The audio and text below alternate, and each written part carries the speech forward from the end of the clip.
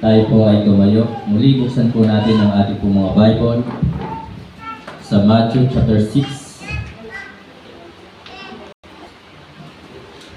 Basahin po natin muli ng salitan ang verse 19 to 34.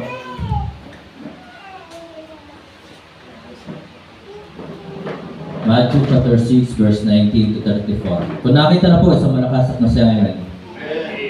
Salitang pagbasa ako sa verse 19, kayo sa 20, sabay-sabay tayo sa 34.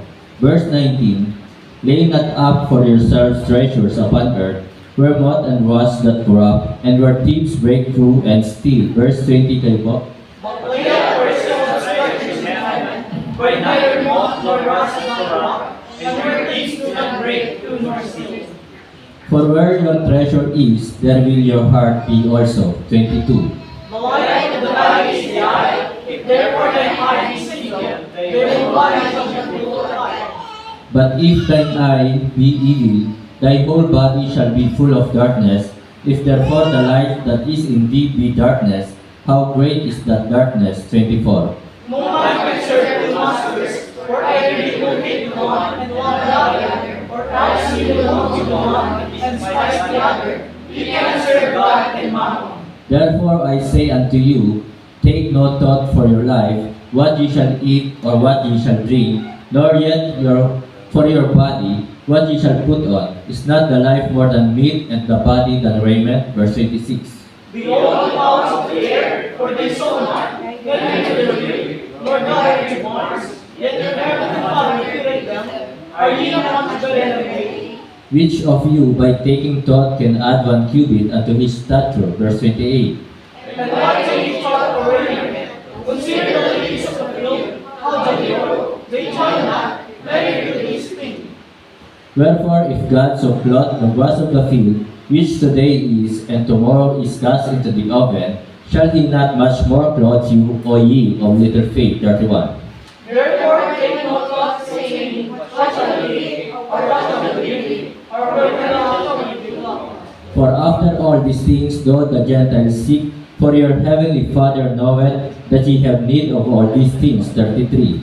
But seek ye first the kingdom of God and his righteousness, and all these things shall be added unto you. 34 altogether ready read.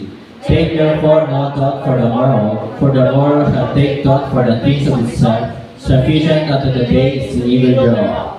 Tayo po lahat ay umuko, punikit, tayo po'y manalangin. Ama namin Diyos sa langit, kami po ay nagpapasalamat sa iyong kabutihan at kadakilaan. Salamat sa kapatawaran ng aming mga kasalanan. Salamat patuloy mo po kaming pinagpapala, spiritual, physical, and financial. Salamat po Ama sa lahat ng mga biyaya na aming pong tinatanggap. At salamat po sa mga panalangin po namin na inyo pong sinagot. At higit sa lahat, salamat sa buhay na walang hanggan, sa kaligtasan, katiyakan ng langit na iyong pong kaloob sa amin. Dalangin ko po sa gabing ito na muli kami inyo pong hamunin na inyo pong banal na salita, na ito po ay tumimo sa aming puso at isipan. Tulungan mo po kami na ito po'y patuloy namin i-apply sa aming pong buhay, hindi ang aming pong mga kagustuhan. Dalangin ko po, Banal na Espiritu, pakapuspusin mo po kami pangunahan sa lahat ng aming pong gagawin. Tunay na wala po kami magagawa kung wala po kayo sa amin. Salamat po Ama sa patuloy na pagdaragdag mo po dito sa inyong pong iglesia ng mga kaluluwa na naliligtas at mga naglilingkod sa inyo at nagpapagamit po. Dalangin ko po aming Diyos na ang mga nanunungkulan sa bayang ito ay maligtas at sila po ay makaunawa, makaalam ng katotohanan, mabuksan ang kanilang puso at isipan sa katotohanan. Salamat po, gamitin mo po kami patuloy sa inyong pong kalwalhatian. Itago mo po ako Ama sa inyong pong likuran. Ikaw siya makita, maluwalhati at maparangalan. Ito po ang aking dalangin na may pasasalamat sa pangalan po ng aming Panginoon Jesus. Amen. Pwede na po mga po. So, ito po ay sa buwang ito po yung last message about put God first. At sabi ko nga po sa inyo, tunay na ang salita ng Diyos ay napakarami pong mensahe. At katulad po niyan, ilang beses na ito yung pinangaral, pero pagdating ng ating anniversary, nangaral si Pastor Sosa, nangaral si Pastor Knight, Pero iba-iba po ang kanila pong mga silip o yung aming mga silip. So ngayon pong gabi mga kapatid, mga minamahal, tayo po ay hinahamon ng salita ng Diyos na siya po ay ating unahin sapagkat tunay na tayo po ay nasa mga huling araw na at hindi lang po yon, kundi tayo po ay nasa huling araw ng ating pong mga buhay. Tayo po ay nasa huling araw na ng ating mga buhay. Hindi natin alam kailan tayo kukunin ng Panginoon. Wala pong nakakaalam sa atin kung hanggang kailan tayo sa mundong ito. Kaya sana sa ating pong buhay ay patuloy nating unahin ang Diyos. At ngayon po, ito nga po ay ang nag-uutos po nito ay ang ating Panginoong Sus na nagligtas sa atin. At dito nga po sa Bible na aking hawak, ito po ay red letter edition. Ibig sabihin, ang Panginoong Sus ang nangangaral, ang Panginoong Sus ang nagsasalita, ang Panginoong Sus ang siya nag-uutos na talagang unahin natin ang Diyos. Unahin natin ang kaharian ng Diyos, unahin natin ang katuwiran ng Diyos. But seek ye first the kingdom of God and His righteousness. So ito po ang utos sa atin ng ating Panginoong Sus na nagbigay sa atin ng buhay, nagbigay sa atin ng kaligtasan. So mga kapatid, mga minamahal, mayroon po dahilan. Bakit ito po ay sinabi ng Diyos? Bakit ito ipinag-utos sa atin ng Panginoong Sus? The Lord Jesus Christ wants you to be una. Sabi po ng verse 32, for after all these things go the Gentiles seek, for your heavenly Father knoweth that ye have need of all these things. So una po mga kapatid, nais na Panginoon sa atin na tayo po ay maging prayerful. So ito po yung nais ng Diyos sa atin. Nasa halip na tayo po ay mag-alala, kasi talagang natural sa tao ang mag-alala at talagang marami silang pinagkakabalahan kung bakit hindi magawang umattend ng prayer meeting, bakit hindi magawang umattend ng maghapon tuwing araw ng linggo, sapagkat marami pong pinagkakabalahan ang tao. At ang tao ay marami din kinatatakutan. So sa halip na ikaw ay matakot, ay mag-pray. So lalo na yung ating po mga napapanood ng mga balita, mga tsunami, earthquake, di ba? So yan po ay sa ibang tao ay nagbibigay, nagdudulot ng panganib o pangamba, takot. Di ba? Ay sino ba naman pastor ang hindi matatakot? Di ba? Tsunami at 8.9 na earthquake. So ako, hindi po ako natatakot. Kasi talagang nakasulat po yan sa Bible. At ano man ang mangyari, bakit tayo matatakot? Ay palangit. Amen po ba? Kaya mga kapatid, maaaring sa ibang tao, yan po'y nagdudulot ng takot sa kanila. Pero tayo, ay sinabi din sa atin ng ating Panginoong Sus, fear not. Diba? Huwag tayong matakot. So mga kapatid, instead of worrying, pray. Ang sabi po ng Bible sa Philippians chapter 4 verse 6, tingnan po natin ang ating pong Bible sa Philippians chapter 4 verse 6, be careful for nothing. So huwag tayong mabalisa, huwag tayong matakot, huwag tayong mangamba. Yan po ang sinasabi sa atin ng salita ng Diyos. Be careful for nothing, but in everything by prayer. Kaya ang tanong sa mga Kristiyano ngayon, nagpe-pray ba? Kasi kung talagang, mayroon akong nakitang post sa Facebook na kung ikaw ay talagang prayerful, ay attend ka ng prayer meeting. Kasi kung titingnan po natin, sino ba gustong kasama ng sugarol? Di ba kapwa sugarol? Sino ba gustong kasama ng lasenggo? Di ba yung kapwa lasenggo? So sino yung gustong kasama ng mga marites? Di ba? Di ba kapwa marites din? So kung ikaw ay prayerful, gusto mo makasama kapwa yung mapanalangin din. Kaya mga kapatid, mga minamahal, kung bakit kakaunti ang umatin ng prayer meeting, malamang ay talagang ilan kakaunting mga Kristiyano ang prayerful.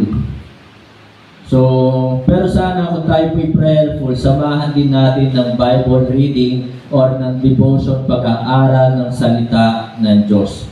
Amen po ba? So be careful for nothing, but in everything by prayer and supplication with thanksgiving, let your request be made known unto God. Sa halip na ito ay magulat o matakot, mangamba, mag-pray.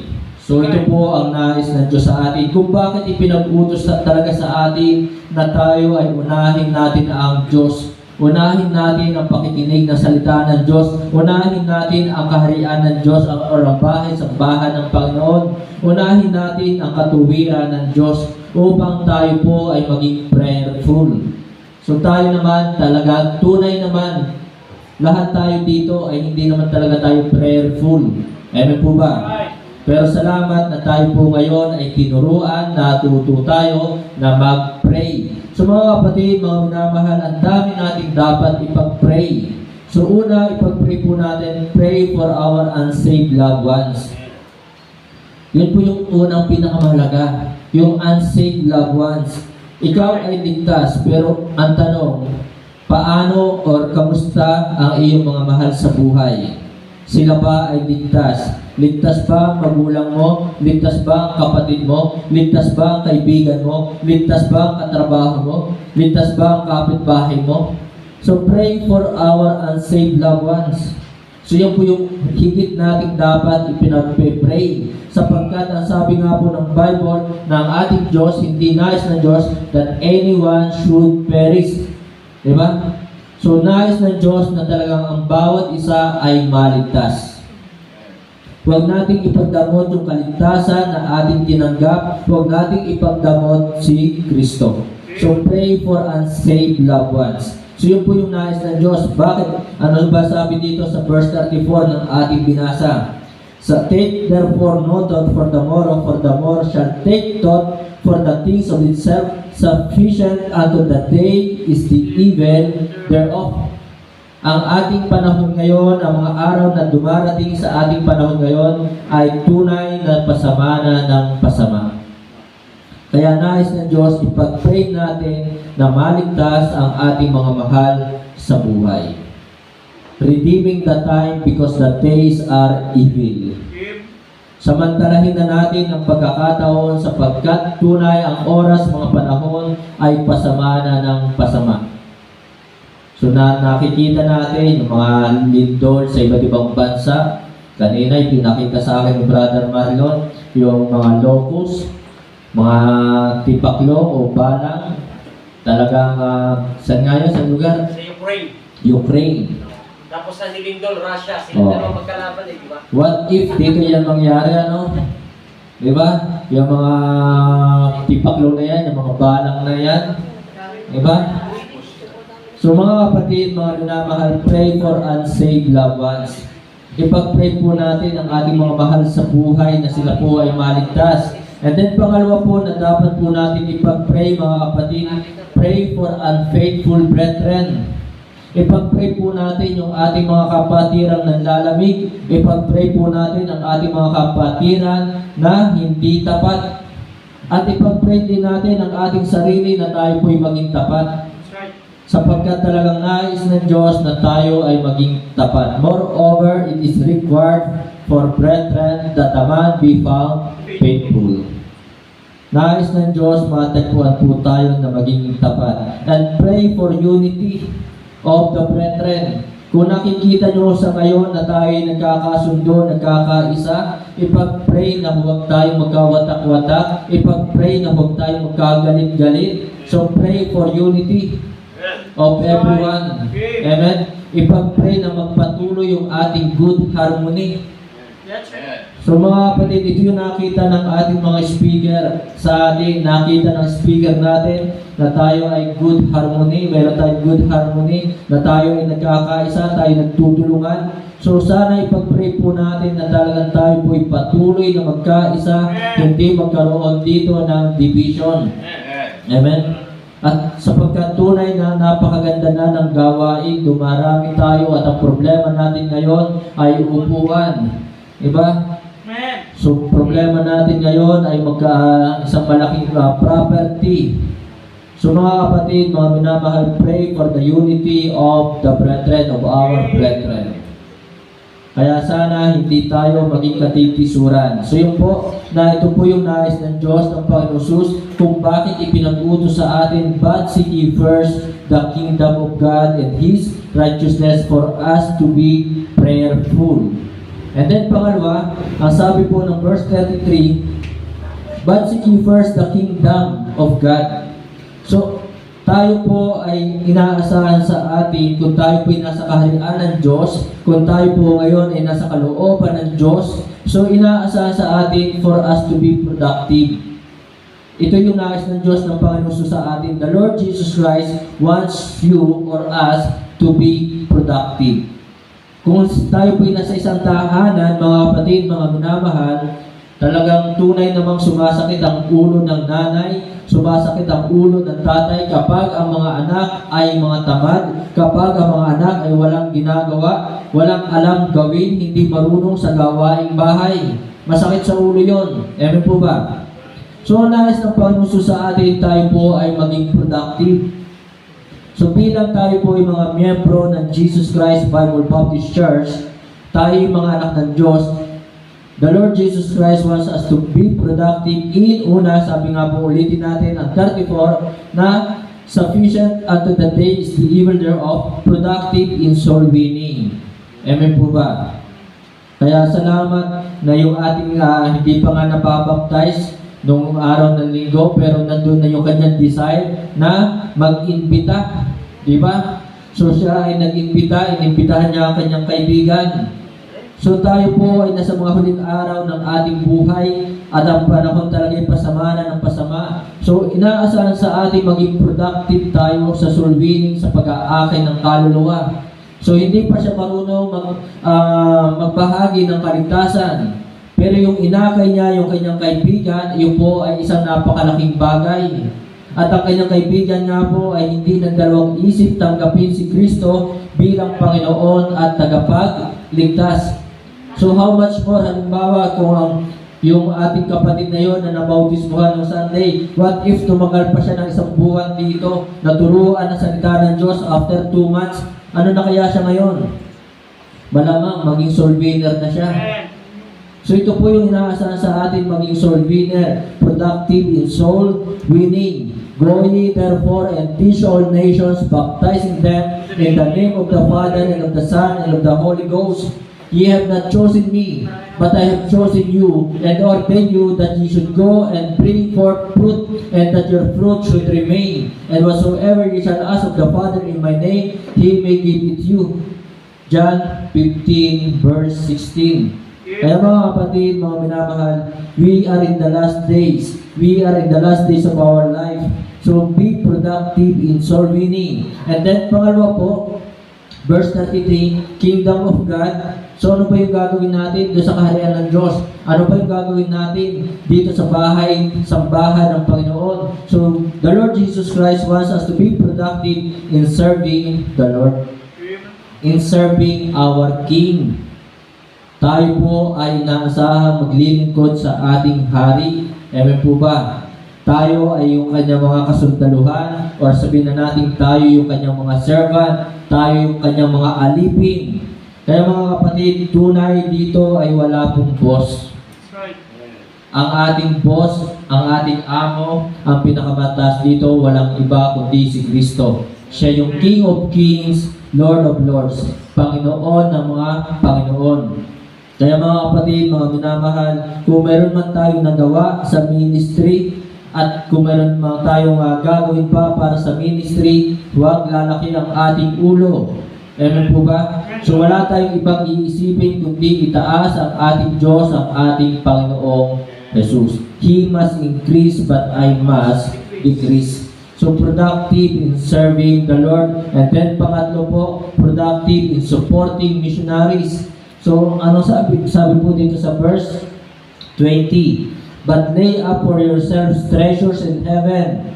Ito po yung ating pong investment na tayo po ay mag-support sa ating mga missionaries. So meron po tayo diyang form na pinipilapan na nandyan po sa form na yan nakalagay ang mission fund na kung magkano man yan, sana po tayo po ay maglagay ng amount, magbigay para sa mga missionaries. At hanggang ngayon po tayo po ay nagsusuporta sa missionary ko sa Israel. at kay Pastor Melchor sa Mulanay, Quezon. At nitong buwang ito, month of July, nagpadala din po tayo ng support kay Pastor Kenneth sa Cagayan. Naalala ko tuloy si Pastor Kenneth. Kaya sabi sa akin, si Pastor, minsan magaling pa yung walang asawa.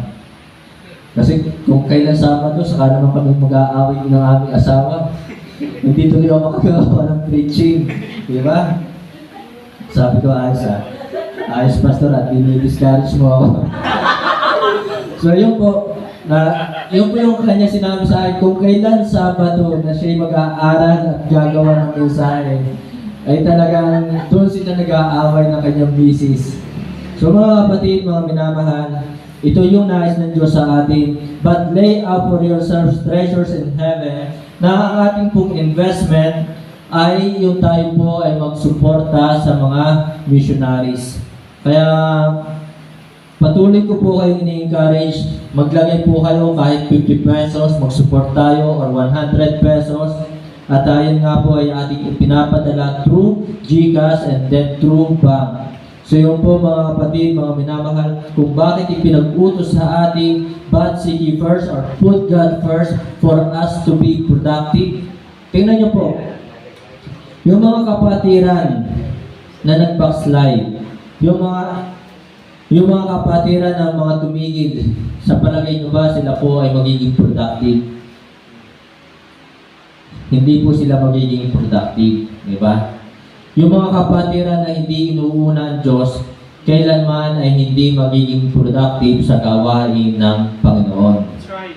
Kaya ito po yung utos sa atin ng Panginoon Jesus, but seek ye first the kingdom of God and His righteousness, and all these things shall be added unto you.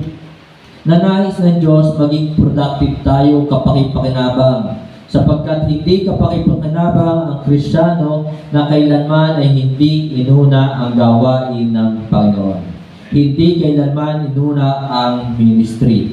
And then mga kapatid, mga minamahal, last, ang bilis samantalang nakaraang linggo, ang tagal, napahaba yung preaching ko. Diba? Sabi ko, nung nakaraang linggo, sabi ko, maiksi lang itong preaching ko. Pero yun yung humaba eh. Tapos ito, ang daming puntos, parang ang bilis naman. Quick and powerful. Quick and powerful. So last, tingnan po natin ang verse 24. Ang sabi po ng verse 24, no man can serve two masters, for either he will hate the one and love the other, or else he will hold to the one and despise the other. He cannot serve God and mammon. So pangatlo po at huli, mga kapatid, mga minamahal, the Lord Jesus Christ wants you to be peculiar people. Ito po yung nais ng Diyos sa atin. Bakit tayo ay talagang inutusan na unahin ang Diyos, unahin ang kaharian ng Diyos, unahin ang katuwiran ng Diyos, upang tayo po ay maging kakaibang tao, peculiar people. Tingnan nyo po. Sa school ninyo, Brother Edwin, sa inyong classroom, ilan yung Baptist? Ikaw lang, di ba? So dapat, ikaw ay magsilbing ilaw. Di ba? Sa trabaho ni Brother Jason, doon sa inyong tota, ilan ang Baptist? Ikaw lang, di ba? So ito yung nais ng Diyos sa atin, maging peculiar people. So, sa inyong cake, ilan ang Baptist? Ikaw lang, di ba? Kaya sana tayo po yung magpaka-baptist. Meron po ba? Huwag tayong makipag-compromise. Be not conformed to this world, but be transformed by the renewing of your mind, that ye may prove what is that good and acceptable and perfect will of God. So mga kapatid, mga minamahal, na talagang katulad niya sa PI, ang aming subject ay Baptist Distinctives. Di ba? Dapat ipakita natin sa tao ang kaibahan ng Baptist Christian. Ang iba, sobrang dogmatic. Iba, talaga meron silang sabihin na natin, 2 hektaryang lupa. At nandoon lamang sila, hindi sila lumalabas, hindi sila nakikihalubilo sa tao. At sabi nga, meron silang sariling bangko doon. So, meron din silang sariling hospital, meron din silang sariling school. So, hindi po ganon ang pagiging separatist. Ang pagiging separatist, yung hindi tayo tatanggap ng talagang katuruan ng iba. At ang pagiging separatist, yung talagang hindi mo i-adapt yung kanilang ginagawa. Na kung nakita mo sila ay umaawit ng worldly music, diba? Ang pagiging separatist, hindi tayo aawit ng mga worldly music. Amen po ba? So ito yung nais ng Diyos sa atin maging peculiar people. You are peculiar if you have a changed life. Kung tunay na nabago ang buhay mo, nagkaroon ng pagbabago sa iyong buhay. Amen? Kaya mga kapatid, mga minamahal, put God first. Ang nais ng Diyos sa atin ay talagang at tayo po ay magiging kakaibang tao. At para mangyari ito na tayo maging kakaibang tao, ay talagang kailangan na babago ang buhay natin. Hindi tayo makikiayon sa takbo ng sanglibutang ito. Kung nakita mo ang kaklase mong may tattoo, di ba, magpapatattoo ka ba? Kilay ng kilay. Yun. Ang kilay ngayon, fake na rin eh. Kung merong fake news, meron ding fake na kilay. Diba? So, kilay is life. So mga kapatid, mga minamahal, malinaw naman po na nasa sa Bible, Leviticus 19:28, tingnan po natin ano. Kasi minsan, magpapatato ang tao, ang patatato ay rosary. Ano yan? Para sabihin ikaw ay maka-Diyos. Diba? Ipapatato yung mukha ni Kristo para sabihin ikaw ay maka-Diyos. Tapos makikita ka sa sabungan, makikita ka naglalasing. Diba? Inano sa Diyang Kristo? Oo nga eh, nandun talaga ang Kristo sa sabungan eh. Diba? So ano sabi ng Leviticus 19:28? You shall not make any cuttings in your flesh for the dead, nor print any marks upon you. I am the Lord. So huwag nating tatatuan ng ating katawan. So mga kapatid, mga minamahal, you are peculiar people if you have a changed life. Kung tunay na nabago ang buhay mo, and then you are peculiar people if you have constant devotion to the Lord our God. Kung nandun talaga yung pag-ibig mo sa Diyos na hindi nagbabago. So maraming Kristiyano ngayon ang nagbago ang kanilang pagmamahal, or maraming tao ngayon walang tunay na pagmamahal sa Diyos. Diba? Walang tunay na pagmamahal sa Diyos. Kaya mga kapatid, mga minamahal, you are a peculiar people if you have constant devotion to the Lord our God. Kaya masasabi na mahal natin ang Diyos kung tayo po'y talagang hindi nagpapabaya sa ministry. Masasabi mahal natin ang Diyos kung tayo po ay hindi nagpapabaya sa ating prayer meeting, sa ating pagsamba, pakikinig, pag-aaral ng salita ng Diyos, na tayo po ay hindi nagpapabaya sa ating pong pagbibigay, sa ating pag-aakay ng kaluluwa, sa ating pong pag-pray.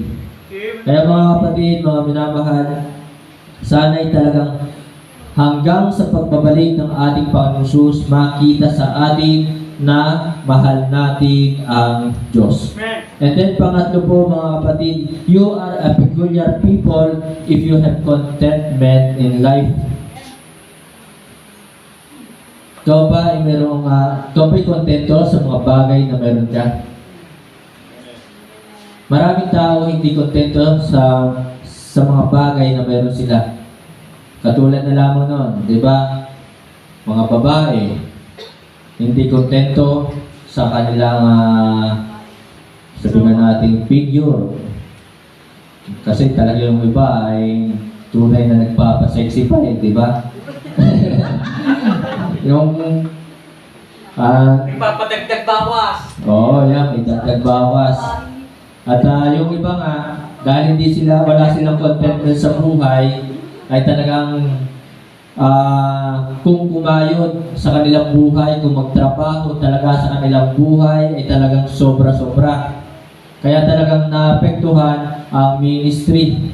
Yun. So, hindi naman sinasabing huwag na magtrabaho. Pero, makontento po tayo sa mga bagay na mayroon tayo. Makontento tayo. Sapagkat yung mga bagay nga sa mundong ito ay hindi natin madadala sa langit.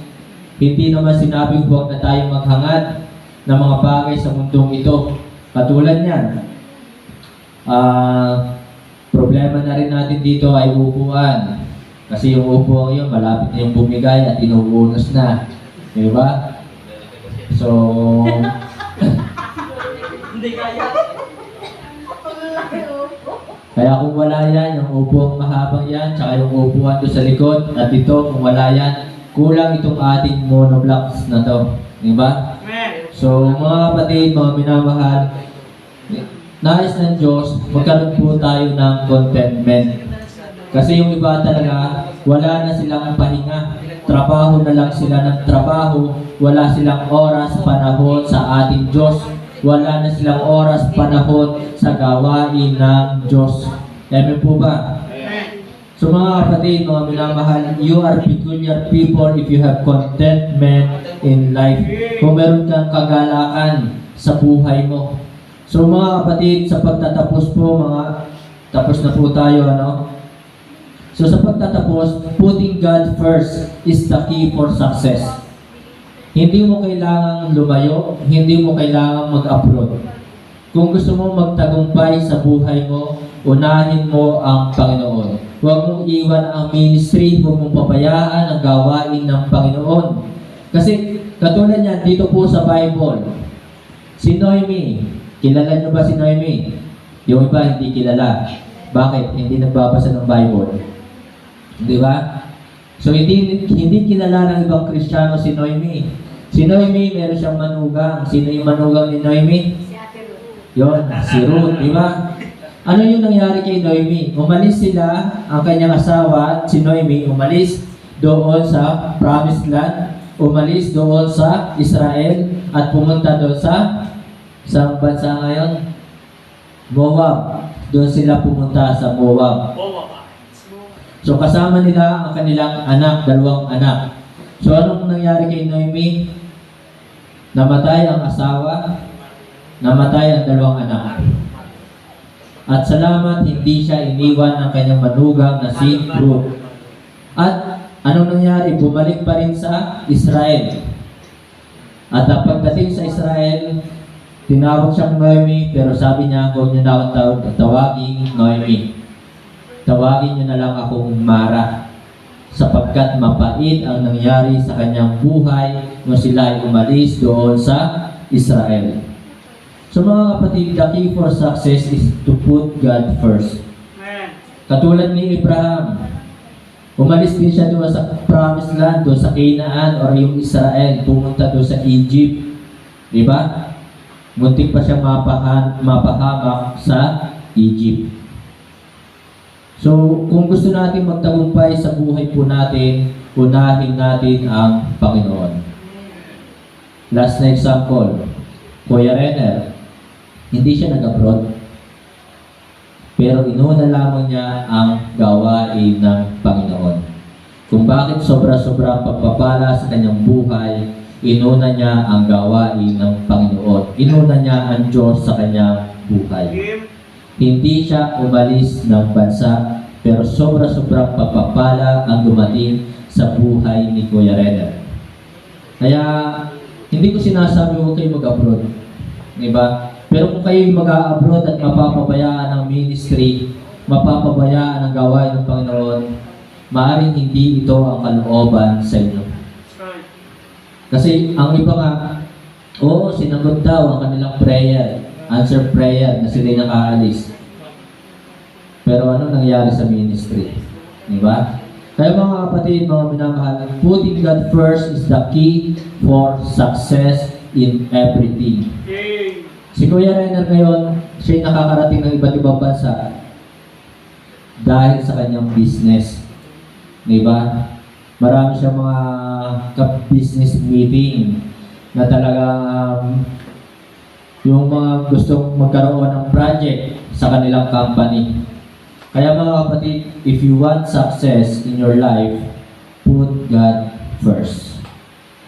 Unahin natin ang Panginoon, ang Diyos sa buhay natin. So to God be the glory, tayo po ay tumayo, tayo po yumuko, pumikit, tayo po ay manalangin. Ama namin Diyos sa langit, kami po ay nagpupurit, nagpapasalamat sa inyong pong banal na salita. Na talagang dapat sa aming pong buhay, lagi ka namin tunahin, ang iyong kalooban ang dapat nasusunod. At sapagkat malapit na kaming humarap sa iyo pong kaharian, malapit na po kaming humarap sa aming pong Panginoong Sus. At itatanong sa amin, titingnan sa amin, ang mga bagay na aming pong ginawa, alang-alang sa iyong pong pangalan. Titingnan sa amin ang mga ginawa naming paglilingkod sa iyo habang kami po ay naririto sa lupa. Dalangin ko po aming Diyos na hindi masayang ang buhay na iyo po pinahiram sa amin. Na ang buhay na ito ay patuloy na maging kagamit-gamit sa iyo pong kalwalhatian. Patuloy ka namin unahin kahit meron kaming problema na pinagdadaanan, pagsubok sa aming pong buhay. Huwag kaming mawala sa iyong kalooban at huwag namin baliwalain ang iyong pong mga utos. Dito po sa Bible, meron po mga mananampalataya na kahit anong tindi ng pagsubok ang dumating sa kanila. Katulad po ni Job, matinding pagsubok ang dumating sa kanyang buhay, subalit ganun pa man, ginuna pa rin niya ang iyong pong kalooban at sinunod ang iyong kalooban. Ang mga alagad, sina Apostol Pablo, sina Apostol John, sila po ay persecuted. Pero ganun pa man, hindi nila inalis sa kanilang buhay ang sundin ng iyong pong kalooban. Naghari sa kanila pong buhay ang iyong pong mga salita. Naghari sa kanila ang katapatan, naghari sa kanila ang pag-ibig sa iyo. Nawa sa amin din po ay makita po ang mga ganitong katangian. Na kahit anumang bagyo at dumating sa amin, patuloy naming sundin ang iyong kalooban. Banal na Espiritu, puspusin mo po kami. At dalangin ko po sa gabing ito, patuloy mo pong dinggin ang panalangin ng mga kapatiran. Salamat Ama, Ikaw ang aming Diyos na mapagbiyaya at mapagmahal. Salamat, patuloy mo pong dinirinig, sinasagot ang aming panalangin. Ibinabalik ko po sa iyo, Ama, lahat ng papurit pasasalamat. Ito po yung aming dalangin sa pangalan po ng aming Panginoon Jesus. Amen.